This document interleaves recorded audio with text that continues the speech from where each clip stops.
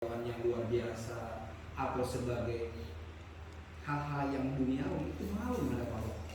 Tapi kalau kita punya status sebagai seorang yang memang berbuat kepada ada yang istimewa di kehidupan saya sebetulnya. Saya itu adalah seorang anak jalanan. Saya itu orang Garutnya Garut Selatan, pakai jam.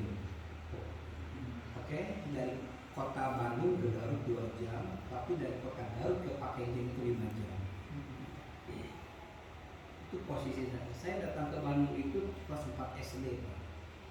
Kenapa saya bisa datang ke Bandung hijrah? Orang tua saya itu bukan keturunan siapapun, sampai ke kakek saya kenal, tapi ke Uyut itu udah nggak kenal. Itu rakyat jelata biasa. Jadi ibu saya dengan bapak saya datang ke Bandung, tadinya seorang petani, sudah tidak bertani lagi karena lahan garapannya sudah bagi waris sama yang punya airnya. Hijrah ke Bandung, tidak punya saudara, mencokin Cicahem, cari tempat untuk kontrak, dapatlah 3 kali 4 di Cicadas. Daerah Cicadas itu daerah paling berompak, paling tinggi kriminalitasnya, benar nggak Pak? Benar kan? Bapak saya itu di sana. Akhirnya bapak saya itu gangkat ke 5. Mungkin adaptasi kurang. Bapak saya setengah stroke Pak, lumpuh total. Ibu saya akhirnya menggantikan posisi bagaimana bujang kecil itu bisa makan, pikirannya begitu. Dia menggoreng bala-bala, tapi yang bingung itu menjualnya, dia jago masaknya Pak untuk bikin kicimpring dan sebagainya. Akhirnya Ujang yang kelas 5 SD itu menggantikan posisi ayah Anda untuk mencari nafkah.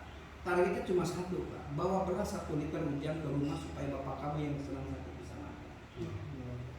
Kalau saya tidak bisa bawa beras, itu benar-benar tidak makan Pak.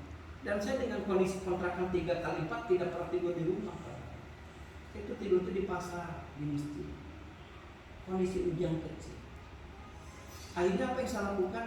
Kalau di pasar saya dagang kantong kresek dan dagang bala-bala sebagainya, itu kondisi kehidupan. Cuma yang membuat saya kuat itu adalah seorang ibu. Itu sangat luar biasa ibu.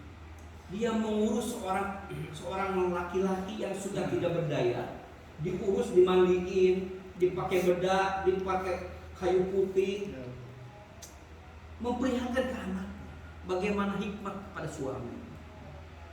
Jadi saya belajar, tidak belajar apapun, tapi belajar tentang adab, tentang akhlak yang namanya seorang ibu mengurus seorang laki-laki yang sudah tidak berdaya, diurus di depan anak. Buat saya itu yang membuat semangat saya hidup di situ. Dari situ akhirnya SMP, SMA aja saya nyabutin bulu ayam. Jadi namanya di pasar ceplak, kalau di Bandung itu, di sini juga mungkin pasar ceplak yang pagi-pagi itu ya. Itu kerjanya nggak normal Pak.